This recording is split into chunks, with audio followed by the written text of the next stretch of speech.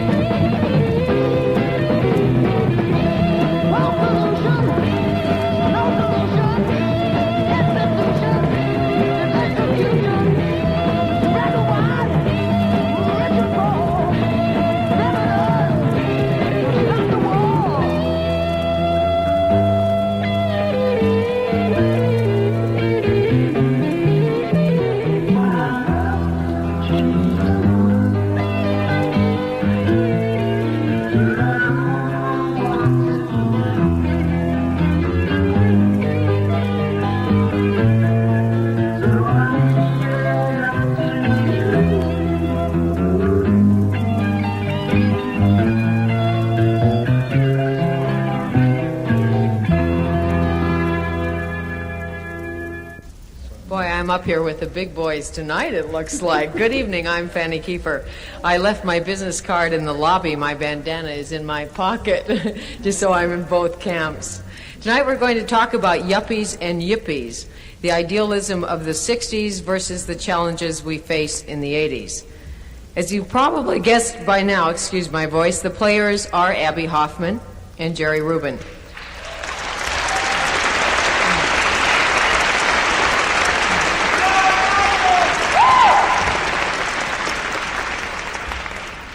Rubin and Hoffman were on the leading edge of protest in the 60s. Today, they are not on the same bus. Norman Mailer once wrote, "Jerry Rubin is the most brilliant, unpredictable, creative, therefore dangerous hippie-oriented leader in the New Left." In 65, want to clap? Go ahead. In 65, Jerry pioneered the anti-war movement. He blocked some troop trains and ran for mayor of Berkeley on the anti-war, pro-marijuana ticket. Of course, none of us would know anything about that, right?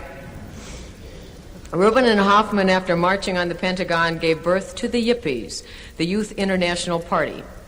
Mr. Nixon was not impressed with their demonstrations outside the Democratic Convention in 1968, which led to the Chicago 7 trial. It was a trial called by the ACLU, the American Civil Liberties Union, the most important political trial of the century.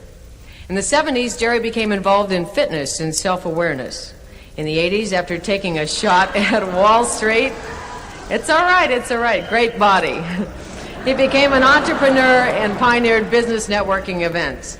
Today, more than 5,000 yuppies, to coin a phrase, have a party every Tuesday night at the Palladium in New York City. They discuss careers, life, and gourmet babies, but also make valuable contacts with each other. The very word yuppie, in fact, was coined at one of these events. Jerry has written 5 books and over the years been a major spokesperson for the baby boom generation. Abbie Hoffman, not to be left behind, began his career fighting for civil rights in the South. Active against the Vietnam War since '64, he developed his own style of counterculture politics, which led to the formation of the Yippies. In '73, Abbie went underground but still managed to stay politically active. Stranger things have happened. When the Army Corps of Engineers proposed turning the St. Lawrence River into a year-round barge canal, he organized a successful grassroots campaign to defeat the project. The governor of New York and U.S. Senator Monahan praised his leadership, and he was appointed to a federal water resource commission while still a fugitive.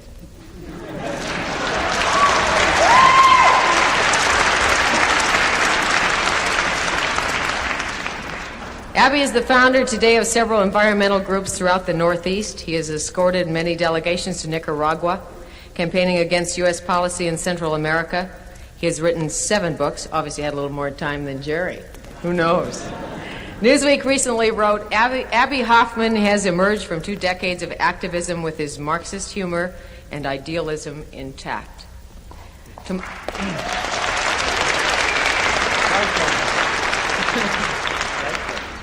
Pardon me? Groucho Marxist. I'm sorry. There's a great line. I left it out. What can I tell you about my typewriter? Groucho Marxist humor and idealism intact. Your moderator this evening will be Sue Watson, and she'll try and keep the boys in tow. It's really good being here in Vancouver, and I want to thank Joseph Roberts for putting together such a fabulous evening.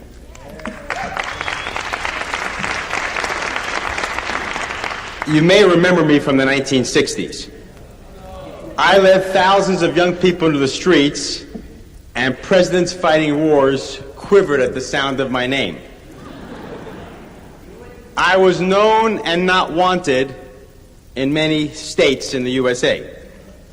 The government spent millions of dollars to try to put me and many others in jail for quite a long time. I was the cause of thousands of arguments around the family dinner table between parents and their children, parents warning their children not to be like me. Then came the 1970s and things changed, and I shaved off my beard, and wherever I went, no one recognized me anymore. So today I never leave home without my American Express card. It's a joke, okay? I gotta announce my jokes because people think if you have a credit card, you're in favor of apartheid in South Africa. I believe that too. That was kind of one of the true beliefs that we had going into the 1970s. I think it took me until 1976. Of course, at that time I was living with a girlfriend at the time, and I was just using her credit card. But we didn't worry about contradictions like that. Now, this is a debate between being stuck in the past, and I know how tempting it is to be stuck in the past, because when you're legends like Abbie Hoffman and I were in the 60s, you don't want to give that legend up. It's exciting to be a hero, and it's very difficult to change. And especially difficult because there's a lot of people who are still stuck in the 60s. Some of them may even be here tonight. They may even been the few people who like earlier. Earlier, someone mentioned fitness and self-awareness, and a few people hissed and booed. I guess if you're booing fitness and self-awareness, you got to count me out of that revolution. A revolution that excludes being fit and excludes being self-aware. But anyway, this is a debate, as far as I see it, between the past and adapting to the present and creating the future. If you still think of the old slogan, tune in, turn on, and drop out, then you're going to be on his side. If you believe time is money, then you're going to be more tempted toward my side. Anyway, basically, I want to say that I'm very proud of what I participated in the 60s. And nothing that I'm doing today in any sense takes away from that appreciation. I think there's a contradiction here, and that is that when somebody seems to change on a surface level, or the forms change, the media makes a big sensationalistic thing about it, and people therefore assume that it's not an evolution, but it's a break with the past. And I think that everything I'm doing today is a natural evolution from the past, and I'm just extremely proud of what we accomplished in the 60s. But I don't want to dwell on that. And I could list those accomplishments from forcing the United States out of Vietnam, toward ending racial segregation, toward the women's movement. But then came the 1970s, and unfortunately we thought the 60s was going to continue into the 70s, and there was going to be a worldwide revolution, and it didn't take place. And when the 70s happened, a lot of the people that were active in the 60s were forced, first of all, to look at themselves. And we didn't do that in the 60s because it wasn't part of the 60s to be self-reflective. Whenever anything was wrong, you kind of pointed to the government and blamed the government. Everything was always the government's fault. But in the 70s, we found that there were some things wrong with us.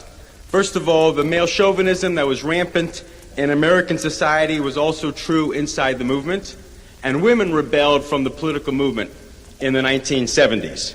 And that's one of the things that ended the activism of the 60s. And women forced men to look at themselves. And one thing about the 60s is we were very macho. We were kind of Rambos of the left.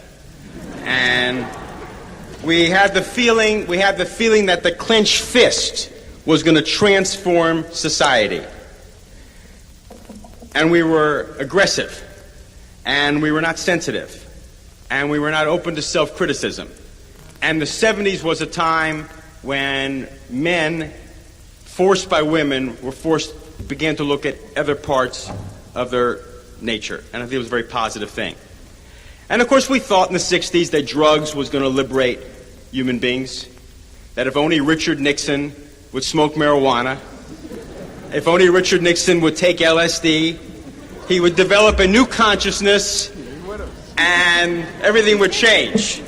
Of course, I think today I believe that drugs are part of the problem, not part of the solution, and that we were wrong about drugs. And although drugs may have played a role in creating a consciousness that were crucial to the 60s, in the 70s and 80s, drugs are a scourge of human beings. And anything that I did to contribute to that, I feel it's one of the things I feel sorry about. But something else happened in the 70s, and that is that we found that our reality was not going to come home, because we saw the world divided into two. All evil emanated from the White House. And around the world were peasant communities that were going to have revolutions and create new societies. And then, of course, Vietnam, the North did take power over the South. Cambodia, tremendous genocide took place. Soviet Union invasion of Afghanistan. Cuba sending troops everywhere. And we began to say, now, what's going on here? Maybe our vision of the world isn't exactly right.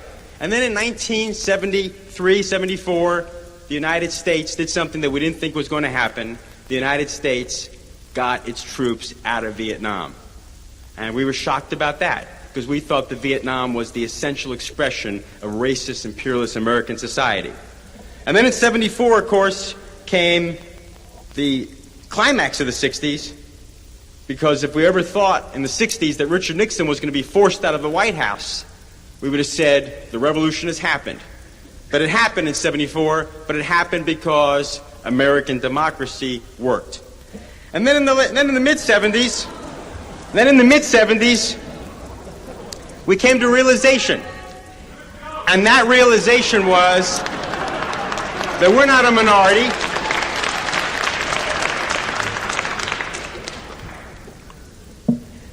We're not a minority. We're a majority in the United States. That the baby boom generation, 75 million Americans who participated in the 60s and are going through these changes that I described in the 1970s, we can control the future of the United States. We can control the future of the United States because we're the majority. But if they come to us in the 60s and said, okay, you're right, you run the country, we wouldn't have known how to run anything, because we weren't preparing ourselves for that kind of leadership. And so in the 70s, I think millions of individuals made individual decisions to go into the system in one form or another. And the entrepreneurial explosion took place in the middle of the late 70s as the baby boom generation began becoming entrepreneurs, starting their own businesses. 60,000 businesses started in America in the mid-60s.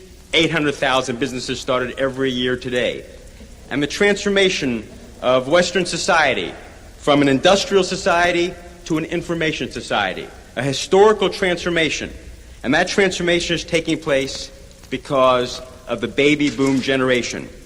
So I see the baby boom generation as an innovative, history-making generation that in the 70s created the women's movement and the self-awareness movement and the entrepreneurial explosion, and is about to take political power in the United States. In the last election, neither the Democratic Party nor the Republican Party in any sense appealed to this generation. Ronald Reagan, the Republicans nominated a candidate of the 19th century, Ronald Reagan. And even though Ronald Reagan says he's for the entrepreneur, none of his policies support entrepreneurship. We're talking now about post-Reagan America, because post-Reagan America will be the baby boom generation America. I predict that in 1988, you will see a baby boom-oriented candidate elected President of the United States. And all the values that we fought for in the 60s, all the things that we talked about and carried picket signs for, we will be implementing with specific programs, implementing with vision, facing the contradictions that we faced in the 70s and in the 1980s and 1990s, turning them into policies to transform the world. Thank you very much.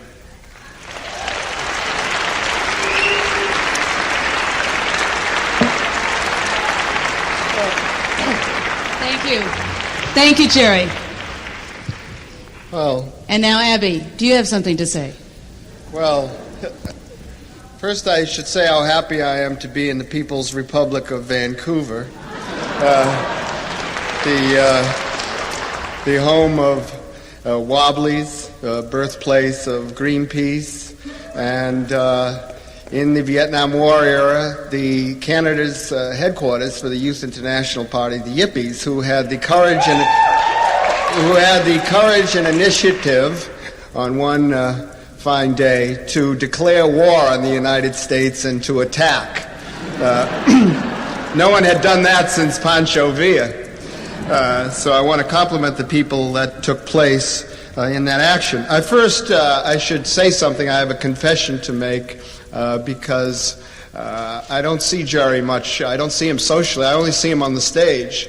In fact, the press will always ask me, do you see many of the Chicago 7? I only see him, but it's just to yell at him right here. And he's announced that this is the last debate. So I want to announce that this was rigged. It is not a difference of political opinions.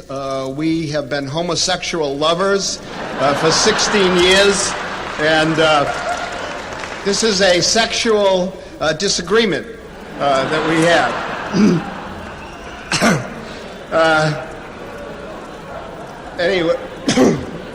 Anyway, I am the broken record. I am the has-been, the one that hasn't changed his underwear in 20 years. I'm 50 years old this year. I pay my taxes. I have 3 kids. I have all the hang-ups of being a middle-aged, middle-class American, but I still know shit from shoe polish. I do not believe, by the way, Jerry, that if you have a credit card, you're a supporter of apartheid in South Africa, but I do believe if you have stocks and corporations that do business in South Africa, it doesn't matter whether you believe in apartheid or not, you support it with your actions. I have not been big-chilled. I still believe in the value and effectiveness of grassroots organizing and political activism. For the last 8 or 9 years, I've been active around environmental issues back east. I have formed half a dozen groups that I work with as a $1 a year consultant. One group, Save the River, which I started as a fugitive, named Barry Freed. Work to protect the Thousand Islands, the St. Lawrence River, and the Great Lakes from the ravages of the Army Corps of Engineers. Beat them hands down. That organization has been in the forefront to get New York State to be the first state in the Union to have an acid rain control bill. I founded a group called Great Lakes United of Canadians and Americans, United Statesians. That's a little, we have a little problem there, but South Americans. To protect the largest body of water on the face of the planet. A group in New York City, Citizens Against Nuclear Trucking, fighting the shipment of high-level waste, and groups on the Delaware River, the Black River, the Moose River, fighting utility companies, toxic polluters, and the like. I use all these strategies and tactics of the 1960s, but they were far more than people with painted faces running through the streets. The 60s began in 1960, not 1968. It included electoral politics. It included door-to-door organizing, grassroots canvassing, in addition to guerrilla communication tactics, in addition to civil disobedience in direct action. it was not enough knowing what I did about the Vietnam War, having fought against that war for so many years, having traveled throughout Central America, having lived in Mexico when I was a fugitive. One of the advantages of fugitive life is you get to travel a lot, and I spent 3 years in that part of the world, and I couldn't help but see that the signs, the beginning signs of Vietnam, the first 10 years of hired mercenaries, of billions of dollars being sent in military aid, peppering the American public with the domino theory of inventing border incidences, of inventing borders, was not unlike the emanations coming out from the State Department and the media getting us ready for the next Vietnam in Central America. And so I started organizing trips. I've made 4 trips to Nicaragua, and I've brought more than 100 people down to see with their own eyes a revolution in what Jerry calls here in Vancouver a Russian satellite developing, to see the revolution and compare that with what they're reading in the press and come back and mobilize against U.S. intervention in Central America. I debate people from the right on all the major issues of the day, abortion, environmental issue, nuclear arms race. But this debate with my old companion from the foxholes is not really about issues, because Jerry has really declared himself out of being a political activist. His opinions are just that. They are cocktail opinions. But it is a debate that goes on it is a debate that goes on inside of us, those of our generation. We can talk now because I can see, we're all, this is the middle-aged generation now. We're usually used to doing this with young kids, and I'm usually prone to say things like I don't trust anyone under 30. But we are faced with the problems of the economic squeeze. The 80s are different than the 60s. And how do we grow old? How do we mellow without eating our soul with a shovel, without gobbling up all our political principles? How much money do we need to lead a comfortable life? And how is a comfortable life to be defined? How is our society going to change for more social justice, more peace? And what role is each of us going to play in that kind of a change? Now, this is the debate that goes on within inside of us. I am not Mother Teresa, so when people stop me in the hall and say, aren't you selling out? You're getting paid to stand up here in the spotlight and yell and everything? Isn't that some sellout? I am not Mother Teresa. I don't go around the country calling on people to take vows of poverty. I call on them to make a balance between their individual needs for a comfortable life and the responsibility they have as citizens of a community and partners in a world out there.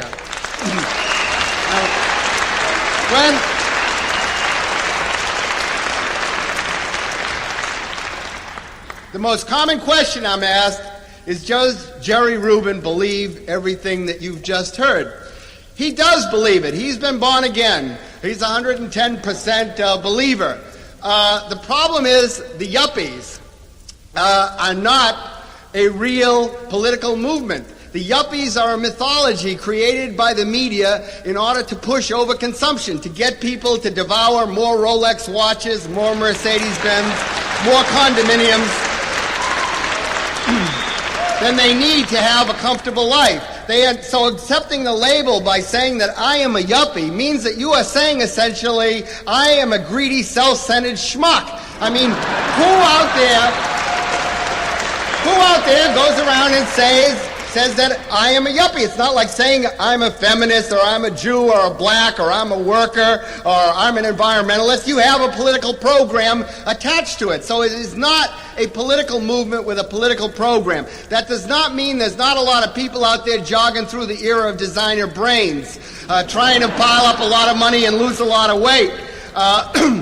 But this does not a political movement make. This is not even an attack that I'm making on young urban professionals. There are young urban professionals in our societies, just as there are old rural farmers. But that does not a political movement make. It is not something new. And one of Jerry's big complaints is that I haven't changed, that I'm not new, that I'm not with it. that I haven't gotten into the decadism of the 1980s, that I don't fit in, that I was underground, that I was lost, that I didn't go through any changes of consciousness, that I'm fixated and stuck. There's nothing new about the yuppies. We had the yuppies in the 1950s. They were called status seekers. They were caught on the constantly upward escalator, the rat race. We made fun of it. It was the shopping mall mentality. Give me the career, give me the diploma, that's all I need. I'm going to keep my nose clean, I'm going to dress right, I'm going to dress for success, and the whole empire will be ours. The same hyper-nationalism in the U.S. that we're number one and screw the rest of the world, it's only there to serve us. People like Jerry and myself took a look at that vision and said it was spiritually unrewarding for ourselves, and it was unjust to those less fortunate who couldn't participate in that dream. And because of that, the greatest decade of activism in our country happened, because us and others like us made that decision. And now Jerry wants to bring that back. Essentially, he's stuck in the 1950s if I'm stuck in the 1960s.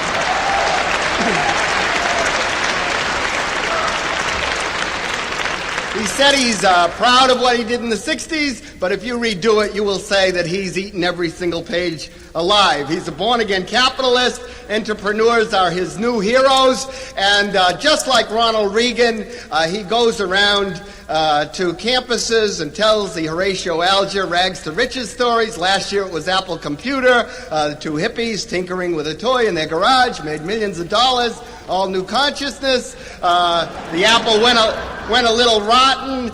Now it's Ben & Jerry's ice cream or Rachel's cookies or the new pet rock. Everyone strikes it good. He said 800,000 businesses were started last year. Statistics show 3/4 of those are going to go bankrupt, but that doesn't matter. This is an Amway convention you are listening to. This is a lottery. This is a lottery ad. Everyone comes up roses. This is the New York Magazine you are reading. This is USA Today. It's all rosy, it's cheery, it's upbeat, in color, la-di-da, quite modern. This is all a very interesting, rosy picture, but this is not reality. He does an interesting game by making all the baby boom generation not only activists, which is not true. The majority of us were not in the streets. They did not go to jail for what they believed in. They did not make the choice of coming to Canada. 20,000 came to Canada. 3.5 million went to Vietnam. So it's not the majority. It's a moral minority that makes a conscious decision to go against the grain and to go against the government. And he equates all those activists with the baby boom generation and all the baby boom generation with entrepreneurs that are cashing in. There's 75 million people in our country in the baby boom generation. 3.6 million of those earn $35,000 US or more, while at the same time 32 million earn $10,000 or less each year. In other words, for every entrepreneur riding around in a Porsche, there are 8 single mothers with kids sucking the glue off food stamps. They just happen not to make the pages of People magazine. Now, I maintain that you cannot go up to an unwed mother in Harlem with 10 kids or a farmer that's been kicked off his land by the banks and tell these people to go out and invent Lotus software. That's a fairy tale solution. I also don't see any point in glorifying entrepreneurs as carrying the banner of the 1960s. The 1960s was a vision of sharing, of community. The word entrepreneur comes from the French, one who enters and takes. I don't see that as a very generous task. We don't need more entrepreneurs in our society. We need more entrepreneurs, people that are willing to enter and give of their time. Jerry promises that this will happen because we listened to Beatles records, because we saw that war was icky, because we're for clean air and environment, and all, because we went through the 60s. This new social consciousness will go with the higher economic earnings. These people are not active now politically because they're too busy making money. But when they make millions of dollars, they're going to be generous, they're going to give their money away, and U.S. society is going to change. Why? Because for Jerry now, money comes as the only power. That is not the vision from the 1960s. The vision was that power can also, in a democracy, come from the people, and it should, in a democracy, go through the government and go back to the people. It is not a vision of change occurring from the top down, of change being manipulated by rich professionals, often the capitals of our country, making all the decisions.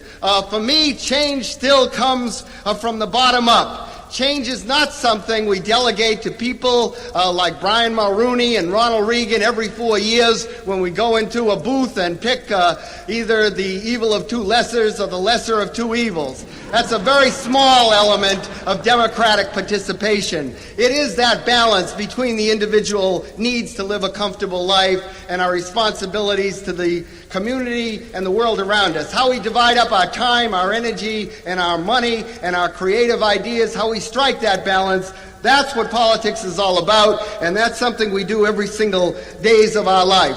How does change come about? Does it come about through conforming to the latest fad? And that's all the yuppies are. In fact, it's a dying fad this year. It's really just last year's term. It's like gone, and the next fad will be coming in. Does it come to people who are going to glorify the present, who are going to rationalize self-centered greed and conceit? Is it going to come just from taking care of your body? Is that how change is going to come about in our society? Is it going to come about from glorifying the establishment, from saying, oh, the system works because Richard Nixon, on the grace of after reading the Constitution, decided to leave office? Is that how it all happened? I don't remember those years happening in those ways. In fact, Jerry has taken some credit for helping to drive Richard Nixon out from the streets. From the streets. Change comes from the bottom up. It comes from people who are willing to go against the grain, from dissidents, from agitators who are willing to go in and stir things up, from troublemakers willing to take chances with their careers, with their reputation in the community. That's how change comes about. I can see that some things have changed in our society for the better. Yes, individual women and individual minority group members have gotten ahead over the years, especially because of the battle against legal segregation in the South in our country and because of the feminist movement. But if you look at people as a group, and I would rather look at how groups are doing rather than how individuals are doing, and the gap, the economic gap between blacks and whites has increased in the United States in 20 years. It has not decreased, and it's getting worse. It's 50% now among young black males, and that projection is by the end of this century, 14 years from now, it will be 70%. In other words, the problem is getting worse, not better. Women earn 61 cents to the male dollar.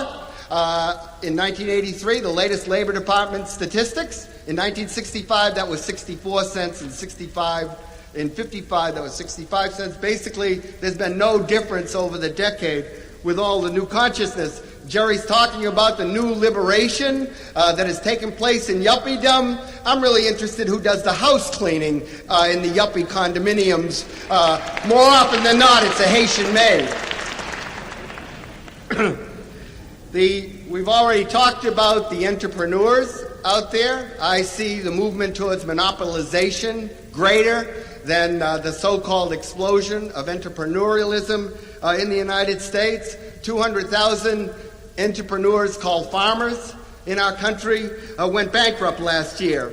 Baby boomers as a whole in the United States cannot afford to buy the home their parents lived in 20 years ago. In fact, I read an interesting study last week where our generation helped to support the parents. Today, parents help to support the next generation. In other words, even on the famous two-income family, the yuppie income, because they can't make it on one income, they need additional support from the older generation to carry on their lifestyle. The percent of unemployment has more than doubled in both countries. I see the headlines in Canada, they're all cheering. Only 1 in 10 Canadians is out of work. in the 1960s, we would have been angry if it was 1 in 5 Canadians that was out of work. So there's twice the willingness to tolerate high unemployment. In the area in which I live, in my work, the environmental issues, we peaked in 1972 with the Clean Air and Clean Water Act. In Washington, the Office of Technology Assessment estimates that within 5 to 10 years, we will pass the halfway point, and more than half the water in the United States will be contaminated with toxic chemicals. So what's the yuppie answer to that? We're going to move to Aspen, Colorado. We're going to drink Perrier. Basically, that's symbolic of the answers that Jerry Rubin proposes for all the social problems out there. A social problem for Jerry now is when the caterer doesn't show up at the networking salon with the proper hors d'oeuvres. And that is a yuppie position. It's a jungle out there society. It's social Darwinianism. It's dog eat dog. I got to be upwardly mobile. And if I can't use you in making a deal, then I can't be your friend.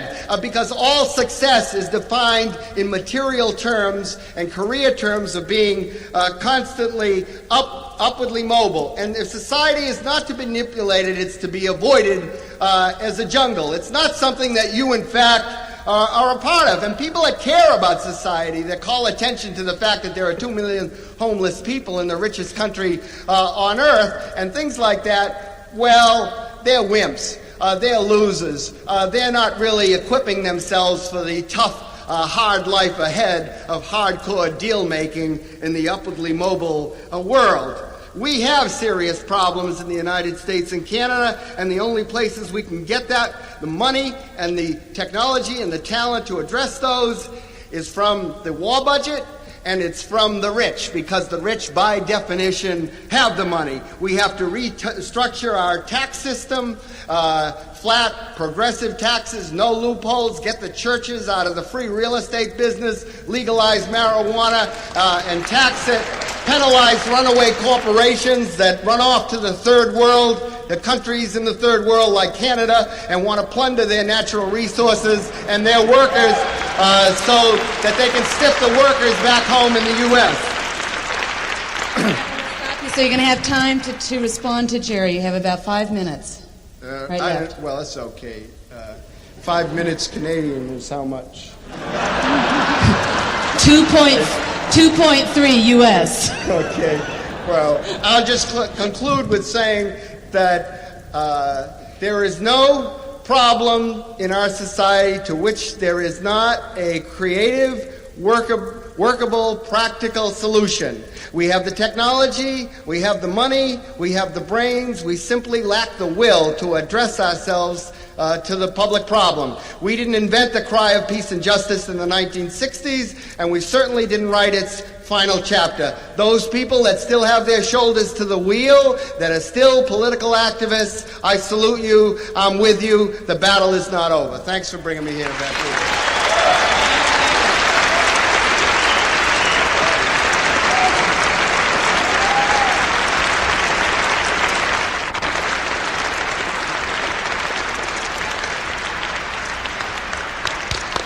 Thank you very much. Okay, baby.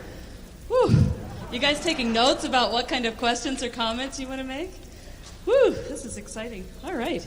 How much time do I have? You have 15 minutes. Thank you. And this man now has 4. All right, thank you. This spring, there's going to be a political action in the United States in which thousands of people from one end of the country are going to hold hands in what's called Hands Across America to raise money and call attention to the issue of the homeless.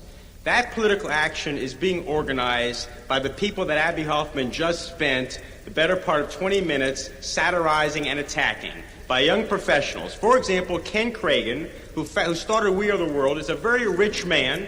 There's a lot of yuppie toys. Whether he calls himself a yuppie or not, I don't know, and I don't care because that's not the issue. But Ken Cragen is Leon Richie's manager, and he did We Are the World, organized it. He just resigned as Leon Richie's manager so he could do We Are the World. But Abbie Hoffman says all these yuppies, all they care is deal making. They don't want to call any attention to the homeless. That's what saddens me about Abbie Hoffman. And that is, not only does he not listen to what I'm saying because his entire attack is not on me, but it's on some phantom vision of me that he's inventing for the debates, because it's not my politics he's talking about, because in a sense, 3/4 of what he said. At the end, we need the will, we have the technology, all we need is the commitment. Hey, that's what I'm saying. Matter of fact, sometimes Abbie sounds like a kind of a neoliberal Gary Hart kind of politician. Look, the young urban professionals, where did they first burst into national consciousness? They burst into national consciousness behind the Gary Hart campaign in the United States in the last election. And that campaign, unfortunately, was smashed by the bureaucracy of the Democratic Party. But that campaign talked about hands-off Central America. It talked about taking the vision of the 60s and turning it into the reality of the 80s. It talked about retraining workers that were discarded by industrialism. And it was really a new vision of American politics. And what was the social base of that movement? The social base of that movement were yuppies. Now, I'm not going to argue tonight what your image of the word yuppie is, because we can just put the word yuppie aside. But let's talk about this, and that is that the generation of the 60s is about to take power, probably in Canada, you know that better than I do, but definitely in the United States of America. The people that have just reached the age of 40 are about to take economic and political leadership in that country. And to spend time satirizing them and making jokes about them saddens me, because Abbie and I in the 60s, we were part of a mass movement, and we talked to that mass movement.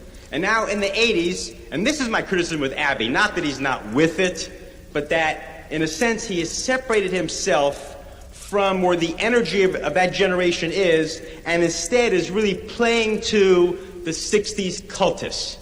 And there's an Elvis cult, there's a Flying Saucers cult, and there's a 60s cult. And what does the 60s cult do? The 60s cult, well, do you know what they do? They boo rich people, they laugh at success, the buzzwords. I mean, Abbie, that speech Abbie gave, I heard it in 1968. Pretty much the same speech. Nothing's changed. The anger is the same, the jokes are the same, but unfortunately, the reality is different. And you know something? When you don't agree with something, what do? You blame the media. It's a mythology. The yuppies are a mythology. Young professionals are a mythology. Then, of course, Abbie says, you can't go up to a unwed mother in Harlem with 10 kids and say to her, go out and invent Lotus software. Sounds interesting. I guess you can't go up to her kid either and say to her kid, and you don't invent Lotus software. And you can't say to anyone out there, don't be an entrepreneur. We don't need more entrepreneurs. That's what Abbie said. We don't need, what do we need? Introdonors. Now, what is that exactly? In fact, he tempted me earlier in this talk when he said, how are we going to change society? But I haven't heard how it's going to happen. If the millions of people who are poor are going to stand up and demand their rights and transform society, is that going to happen? I don't see that happening. I think that the poor people are as victimized by the ideology as wealthy people are. And unfortunately, what Abbie has really, when you really think about it, I think the key came out this, and this is a real key philosophic difference between us, and that is, he said it, a minority did the 60s. And a moral minority changes society. So really, he doesn't have faith in the majority. He doesn't have faith that he has enough ideas and enough persuasion that he can convince the majority of society to build a majority coalition. We were a minority at first in the 60s, but when 1969 and 70 and certainly when 71 and 72 came around, by that time we were the majority of the baby boom generation. They weren't all in the streets, but their hearts were with the people in the streets. We had won the majority, the soul of our generation. Now in the 1980s, we can win a majority again, because the things that Abbie's for, the majority of the baby boom generation is for too. The question is, how do we implement it? And if you spend your time attacking success and making fun of upward mobility, you're cutting yourself off from the majority of the people. because the majority of the people, and maybe that's wrong, maybe it's too bad about those people, but they want success. They want material things. People want material things. Something wrong with that? There might be a few people in this room who like material goods. There might be a few people in this room who want to be rich or are rich. Are the rich the problem? Tax the rich? Rich is a dirty word. It really doesn't make sense to just isolate out success, and then Abbie says that I'm stuck in the 50s. Well, let me tell you what I see as the difference between the 50s and the 80s. The 50s was the organization man. The 50s was the organizational structure. It was the other directed personality. It was you join the company and you stay there for the rest of your life and you get a gold watch and there's no hope of any kind of change. The 60s and the 50s was racial darkness. The 50s was male chauvinism. That was the 50s. The 60s exploded that vision completely. And we're living in a different time right now. We are living in an entrepreneurial period. 800,000 businesses go out. That's right. I mean, you get started, 3/4 of them go bankrupt, right. But 3/4 of the entrepreneurs don't go bankrupt. He didn't add that. What do those entrepreneurs go do? They go out and start another business. Businesses go bankrupt, but individuals don't go bankrupt. Now, I'm not saying that by being healthy, by exercising, you're going to change the world.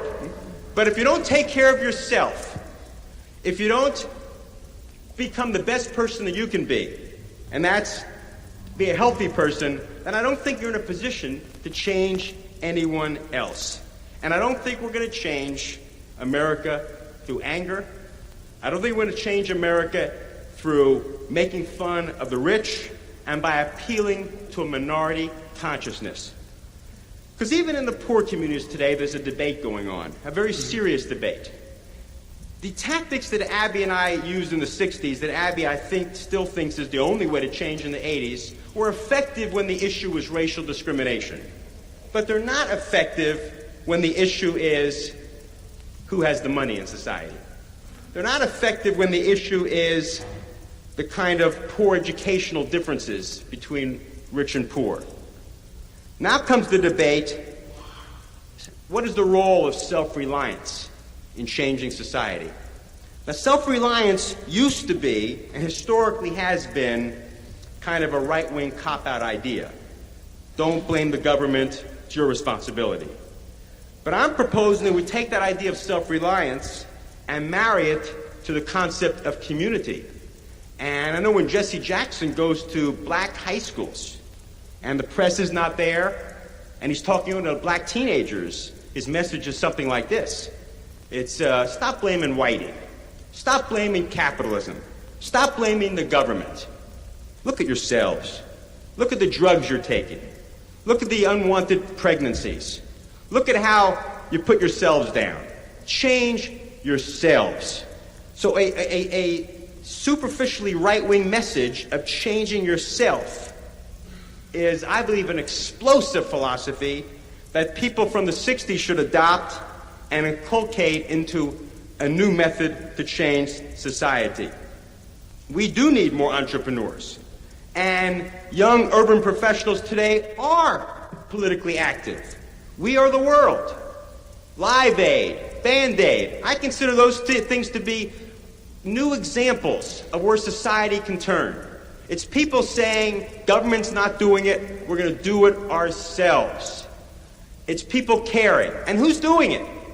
Professionals, successful people, the kind of people that Abbie Hoffman just spent 20 minutes laughing at and making jokes at. There's now a group of people that are going to march from one end of this country to the other, called Pro-Peace. It's done by upwardly mobile professionals. And the hands across America. Richard Nixon didn't read the Constitution. Richard Nixon was forced out of the White House by the press and by the people.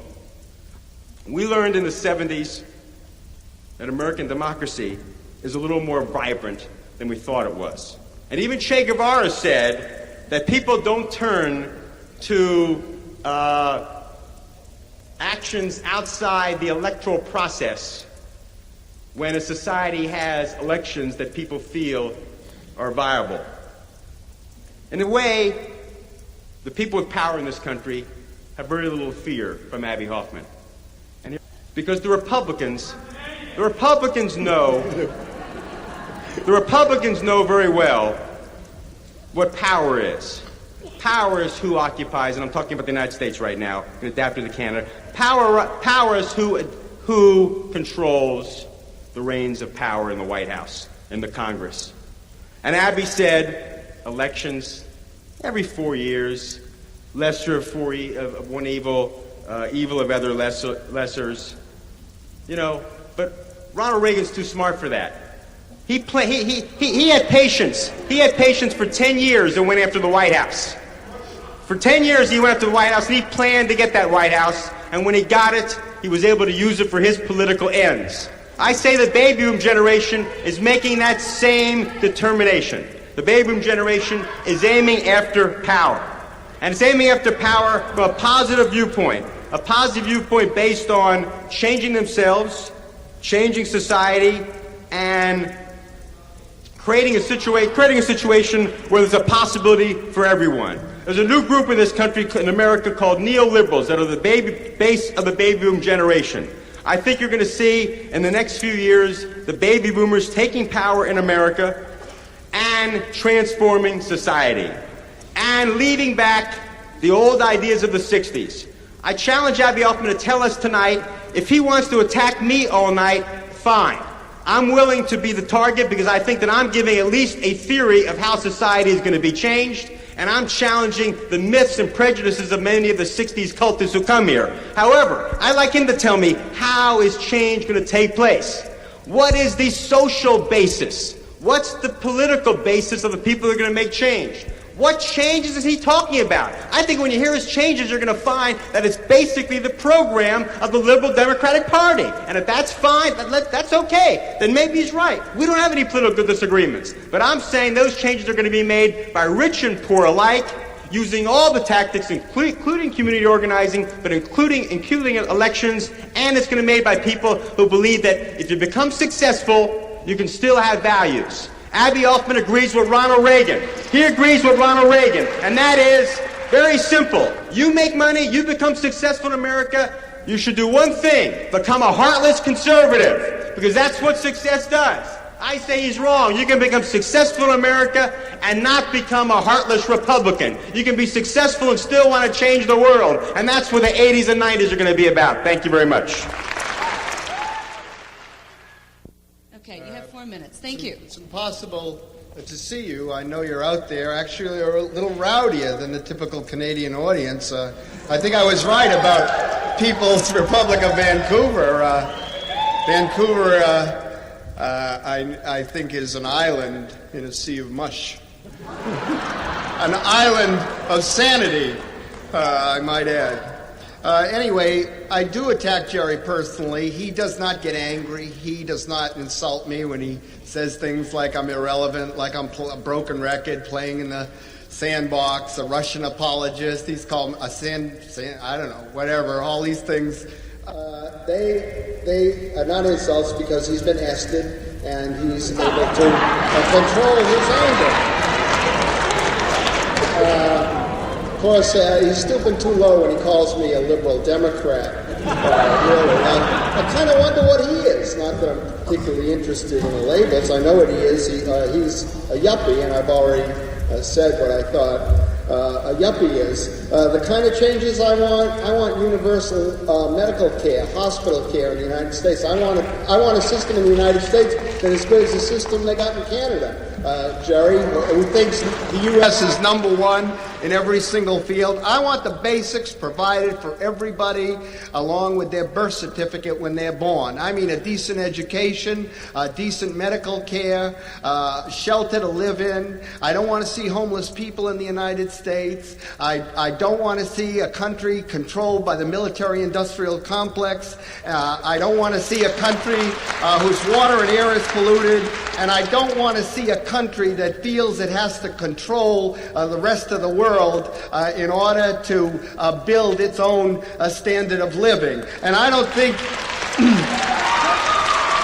you touched on that at all. All this glorious attitude of entrepreneurialism does not exactly explain the economic relationship between the United States, Canada, and the rest of the developing world.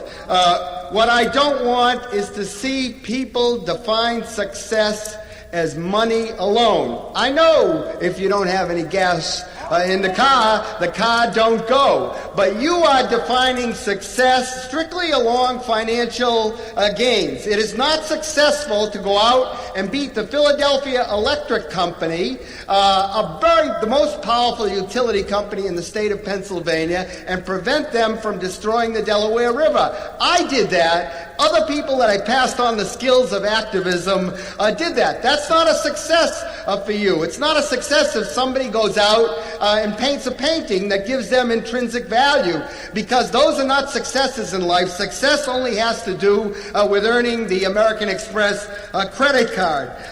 And I am against that. What you said about Jesse Jackson is a joke. Jesse Jackson is not out there pushing self-reliance. Jesse Jackson said, and I quote, "The American economic system is built on corporate greed," unquote. Jesse Jackson was organizing protests and picket lines around Burger King, and they were successful, and that's how change came about in Burger King. You seem to think that apartheid's going to come down in South Africa because the banks, out of good consciousness, all of a sudden say that it's not exactly right. It's coming because unions, churches, communities, schools are pulling their money out of the corporations with holdings in South Africa. That's how change is coming about. On the Delaware River battle, we had 800 people that lied down in front of the bulldozers. We occupied the courthouse. We had a voter referendum drive. We got 70,000 votes. We also kicked a congressman out of office. Electoral politics are not out of my bailiwick.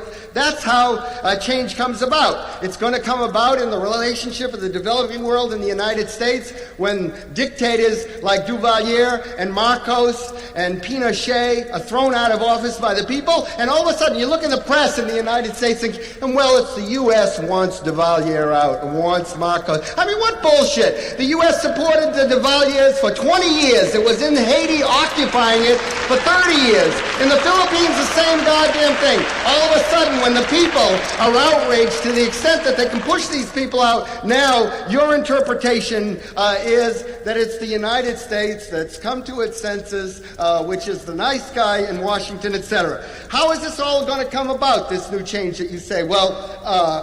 The yuppies are going to take political power. Where's the evidence that this new generation of rich is going to be any different than the old generation of rich? I want to see the votes in Congress.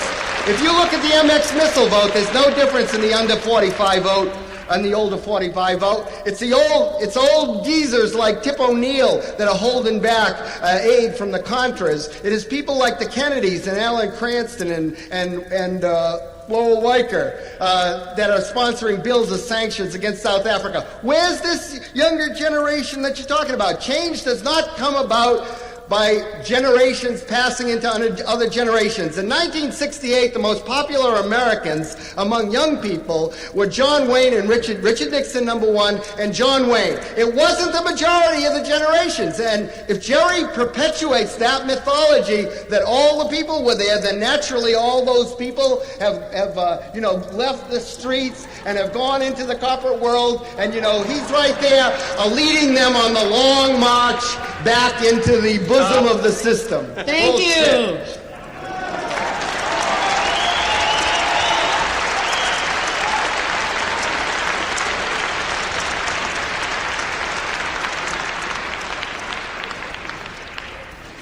I asked Abbie two questions, and he answered one of them but not the other. The one he answered was what he wanted, and what he wanted was basically, I think, what I want, what I think most yuppies want, I think most people want: decent education for everybody, medical care, no homeless people, a society not run by the military-industrial complex, no dictators in Central America. I want all those things, Abbie. So nothing you said differs. I want you to answer sometime tonight how you think it's going to come about. Now, he sort of walked into something here when he talked about Burger King, because Jesse Jackson led a lot of protests against a lot of corporations. But he won one protest, and that was against Burger King. But what Abbie didn't tell you was a 35-year-old baby boomer who was active in the anti-war movement happened to become the vice president of Burger King in Illinois. And when Jesse Jackson started protesting, he immediately called a meeting with Jesse Jackson, and he gave in to all of Jesse Jackson's demands, agreed that a certain number of entrepreneurs would be black in the Burger King empire, agreed in a certain amount of minority hiring, and caved in completely. And I think that proves my point. You can protest all you want, but unless we move into the establishment, because if Burger King had been the old guard had been in charge of Burger King, and Abbie knows that because I used the example in debates that Burger King shows how when the baby boomers move into the corporate structure, they're going to adapt to different kinds of changes. There is change going on in this country. The Gary Hart campaign showed it. Polls of people in their 30s and 40s show they have a different attitude toward American foreign policy. The generation of the 60s, where did it go? It went somewhere. It went into business. It went into the establishment. And unfortunately, let Abbie Hoffman stand outside and criticize, but I want him to tell me tonight, at some point, how is change going to take place? How are we going to knock out all the dictators? How are we going to do it if we don't occupy the White House? If we don't build the majority consciousness? He wants to rewrite the 60s and say the 60s was a minority movement, and that's why, feel comfortable, everybody, today, we're a minority, will always be a minority. I have a different message. I say that we can be a majority, and we are going to be a majority, and I say that you can go out and get economic and political power from that position, have a social conscience, and implement all those things, all those apple pie, all those wonderful things that Abbie's against. Wonderful that he's against them. The question is now, how are we going to change things? How are we going to implement them? I'm giving you a program to do that. Thank you.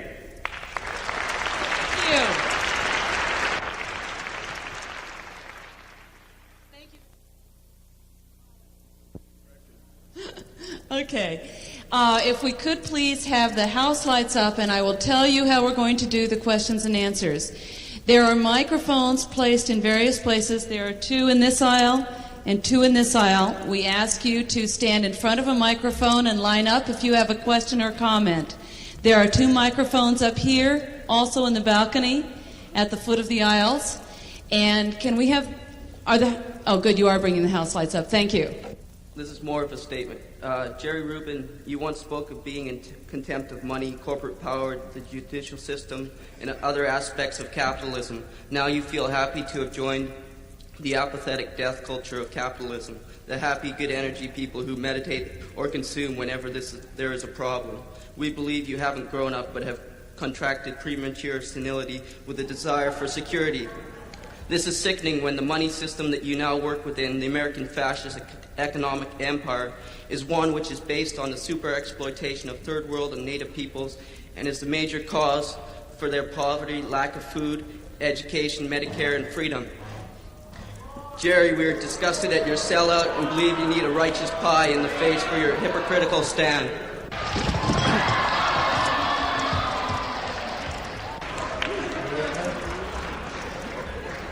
Okay, that was stupid. She's not... That was just a stupid thing to pay. Yeah, come on, you guys. $12 to... If this is going to happen, Jerry and Abbie will have to leave. Anyway, let me respond. Jerry, do you want to respond to that? Yeah, I'll respond. Okay. Anyway,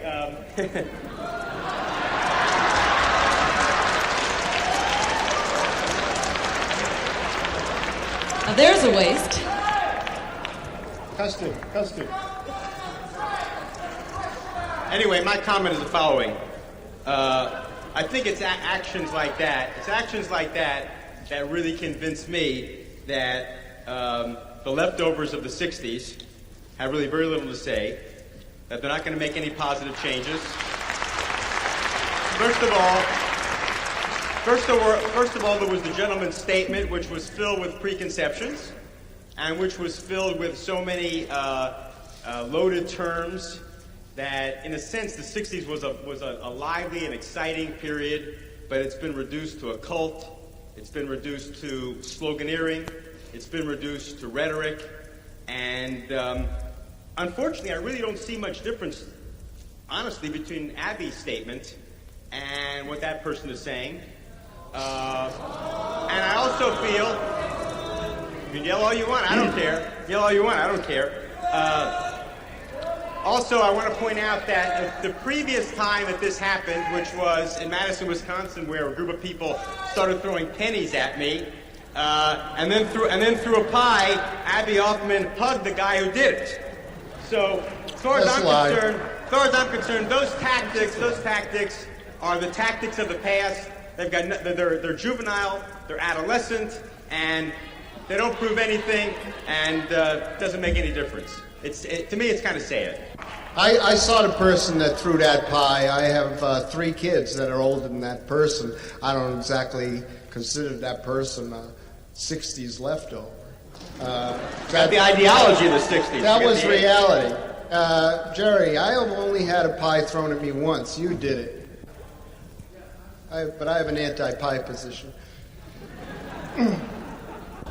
It seems after listening to you tonight, and it's been really interesting, that there's only 3 types of people in the world. There's yippies, yuppies, and baby boomers. And they either are left or right. And I'm not either of those or any of those. I don't think anybody else is around here either. I just kind of thought that was kind of dogmatic of both of you. But it seems like I have a question for Abbie.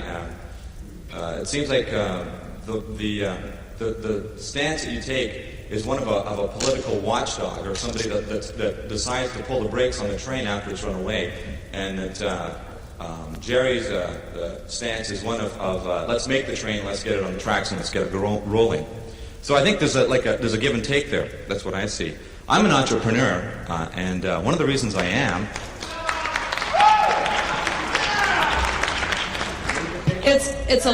Excuse me, it's a little hard to hear up here for the echo. Can you repeat your what is your question for Abbie? I said I'm an entrepreneur. One of the reasons I am is because I get sick and tired of hearing or having my paycheck taken away from the government.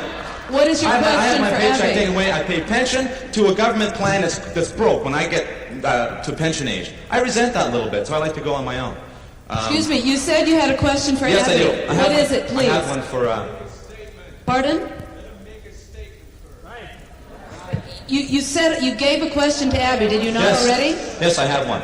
Oh, good, but he didn't hear it, so would you please give the question? Well, what I'm saying to Abbie is that I believe that in this day and age, the pendulum has swung, and I want to find out if that's doesn't he concede, doesn't he believe that the pendulum is starting to swing from a political watchdog back to the type of people that forged the country when it first came here. Watchdogs didn't form this country. They're the ones that got out there and worked for it and went for it. They didn't say stop. And I'm just wondering, don't you think that's happening now?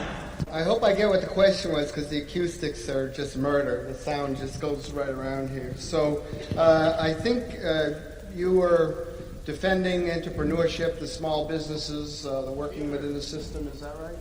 Is that basically what the question was? I don't want to answer it wrong. I think we're setting up a small dichotomy if you define what's going on here as working outside the system or inside the system. This is not the division that's going on at all. In fact, the system is a hypothetical construct. I don't know what it means to be working inside the system or out. I'm not here barefoot. I have socks on. I have underwear. It was just a joke about I haven't washed my underwear, etc., etc. I do have a credit card. I have a VCR. I have a Cuisinart. I'm not interested in building a cult around those particular objects and having those objects define what my political point of view is. I work with electoral candidates. I worked with them in Pennsylvania. I was the environmental advisor to Jesse Jackson. I went out and gave speeches for him, the Attorney General of New York State. I worked with him on the acid rain control bill. Jerry supports Gary Hart.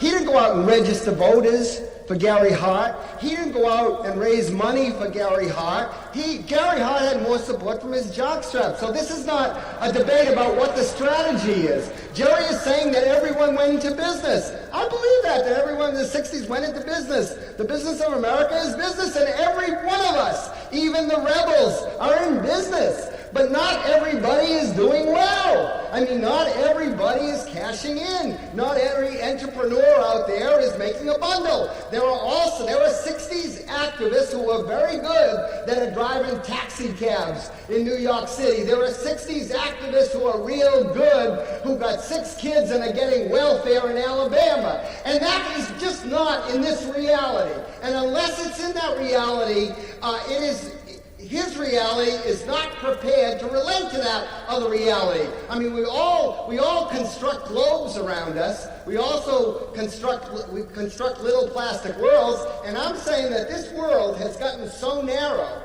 and so elitist that it has not seen the reality of the world in the United States, and this is a very dangerous situation in which we find ourselves. I'm not calling on you to take a vow of poverty. I'm getting money for being up here, good money. It's not money that I get every single night. I don't want to be rich in American society. I want to survive in American society economically. I want my kids to have a decent education. I want shelter over my head. I want medical care when I'm older. Those are the kinds of things I want, and I want it for everybody else out there. And unless everybody else has it, I'm not going to have it.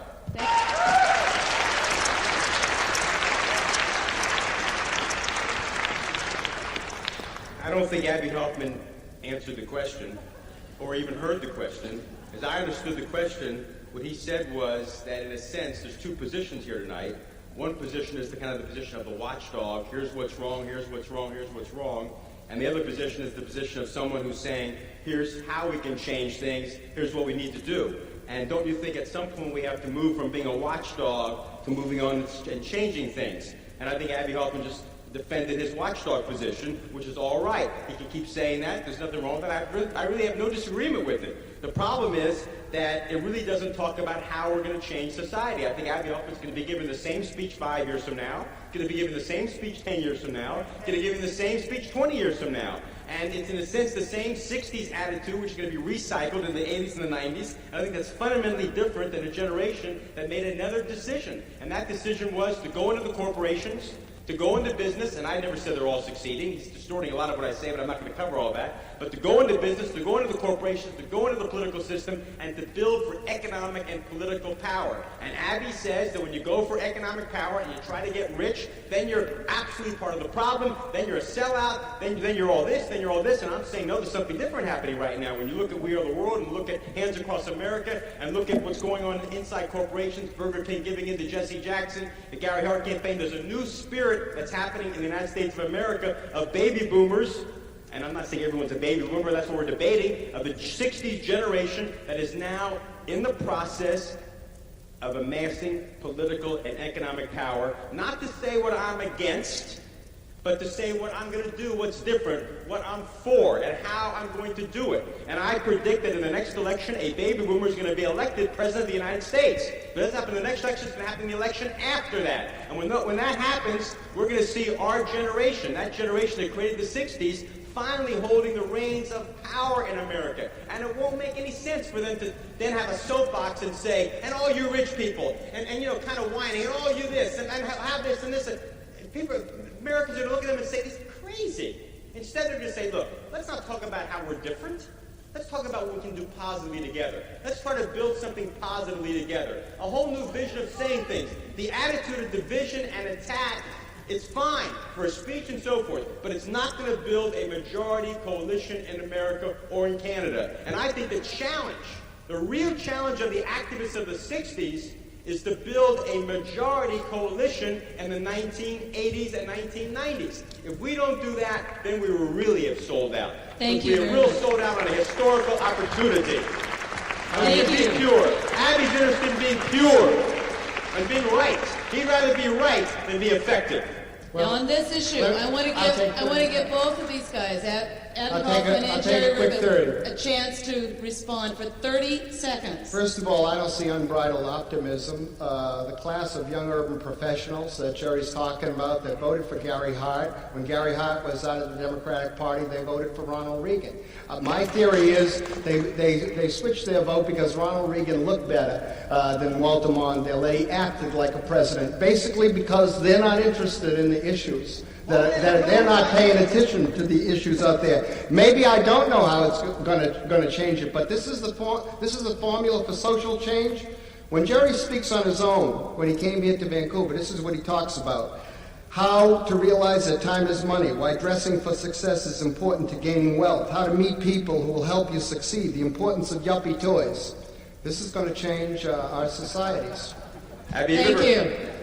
Abbie has never heard me speak alone. I don't talk about those things. I give a very political talk. Abbie's not interested in that. He's faced with a serious political question, he resorts to personally attacking Jerry Rubin. If that's what he wants to do, I might fine. He's got a very cynical attitude. The yuppies are not interested. The yuppies this. He's an expert on the yuppies. He knows all the yuppies, and he concludes all about the yuppies. They're not interested. The man is just selling cynicism tonight, as far as I'm concerned. Cynicism about people trying to change things.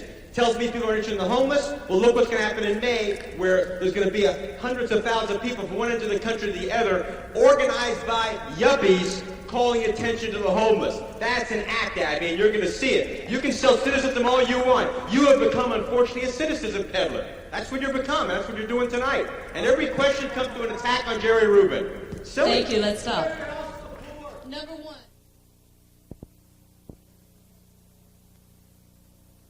Do you have any comments on the performances you've seen here tonight? Well, I'll start from the end and I'll work my way back. It got a bit rhetorical near the end, and I began to feel like they both slipped into certain positions, and I felt like there was a certain amount of repetition that was going on. But I found it was very stimulating in the early part, and it really stimulated a lot of thought for me about what does work and what doesn't work.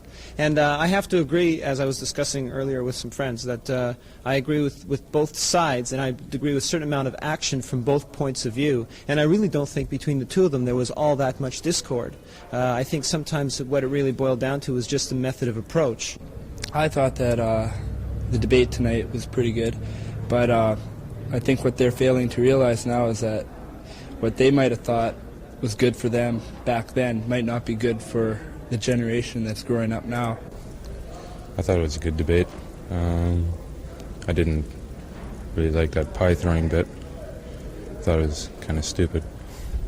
But Abbie Hoffman, I thought, made a lot better points than Jerry Rubin. Jerry Rubin's opening remark wasn't very good, but he made a few good comments. It was a good debate, and I'm glad I was here. I thought it was a good example of American democracy at work in the American democratic process.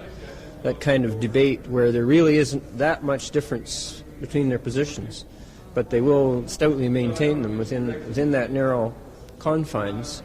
And yet that also makes possible coalitions. It also makes the whole process work. One needs the other. They're all part of they're like a tumbling act in which one tumbler holds the other's legs and the other's hands, and they go around in a circle. One can't act without the other.